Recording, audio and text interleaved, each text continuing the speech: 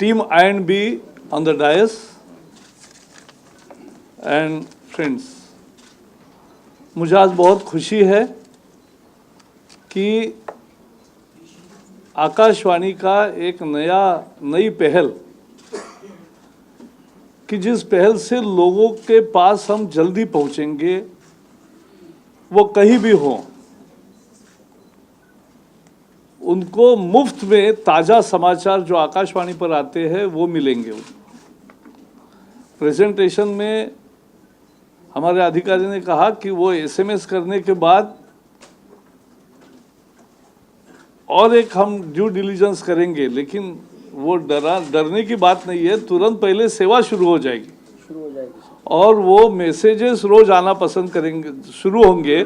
लेकिन बाद में कुछ विशेष इंटरेस्ट है, कोई कुछ चाहिए, तो वो अलग से जानकारी लेकर फिर उसकी सेवा शुरू करेंगे।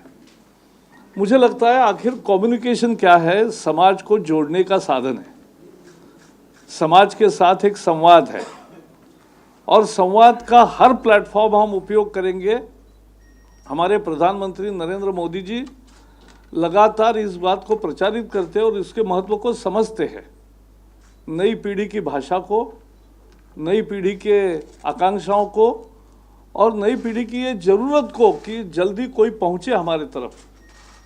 और इसलिए इस तरह की सेवाएं जब शुरू हुई थी, तभी मैंने कहा था कि बाकी भारतीय भाषाओं का भी, खासकर तमिल, मलयालम, कन्नड़, तेलुगु, दक्षिण भारत में या उड़िया, बंगाली, आसामी, उर्दू और पंजाबी, ये भी हमारी बहुत भारतीय भाषाएं ऐसी है कि एक खजाने जैसा है, और इसमें हर एक भाषा की अपनी विशेषता है और हमें सब भाषाओं का अभिमान है।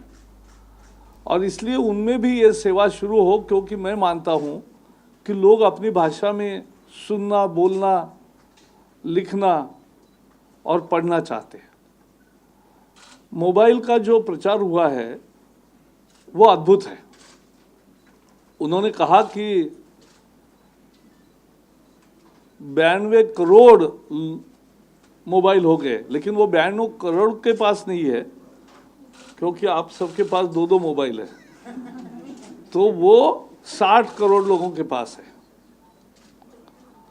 तो 60 करोड़ लोगों के पास होना ये भी अपने आप एक बहुत एम्पावरमेंट है। मैं ग्रामीण इलाके में जब भी जाता हूँ तो मैं इस नई ताकत को समझता हूँ, नई ताकत का एहसास मुझे हर बार होता है कि जो अब हमारा पेंटर हो या प्लम्बर हो, वो भी अपना मोबाइल का ये कार्ड छोड़ देता है घरों में और मोबाइल पे ऑर्डर लेता है। तो अब मजदूर अड्डे पर जाकर सब लोग बैठना नहीं पड़ता है, मोबाइल से और मोबाइल पे सेवा है। तो ये एक नया परिवर्तन आ रहा है और इसमें समाचार तो लोग सुनना चाहते ही है। अब रेडियो के समाचार सब जगह सुने, मैं तो चाहूँगा कि रेडियो के समाचार सब लोग सुनते रहे। तो इसलिए रेडियो मोबाइल पर होना चाहिए।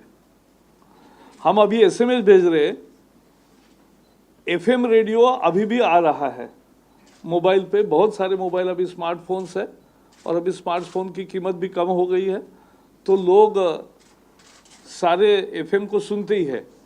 लेकिन अभी एफएम ज़्यादा विविध भारती और बाकी भी प्राइवेट चैनल्स है, उसमें गाने और इस पे ज़्यादा जोर है।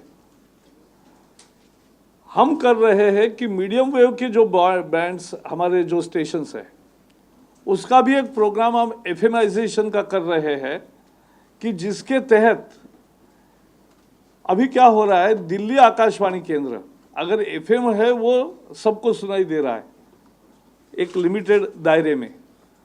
जो दिल्ली का मूल आकाशवाणी केंद्र है वो दूर तक पहुंचता है, लेकिन खुद दिल्ली शहर में ठीक नहीं सुनाई देता।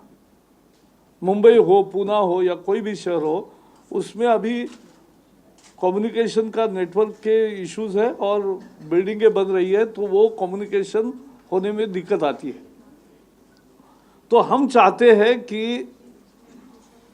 ये रेडियो कि मीडियम वेव स्टेशन जो हमारी विरासत रही है, जो हमारे बहुत अच्छे कार्यक्रम देती है और जो समाचार भी देती है और जो लोगों तक पहुंचना चाहिए वो मोबाइल में भी मिलना चाहिए, वो जब एफएम होगा तब मोबाइल मिलेगा।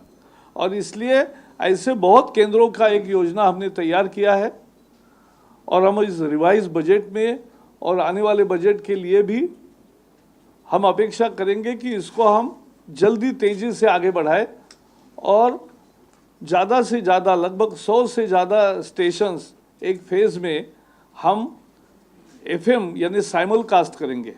वो मीडियम वेव का भी प्रसारण होता रहेगा जो दूर तक पहुंचेगा और एफएम में भी होगा जो शहर में ठीक तरह से एकदम सुनाई देगा और फिर मोबाइल में भी सुनाई देगा।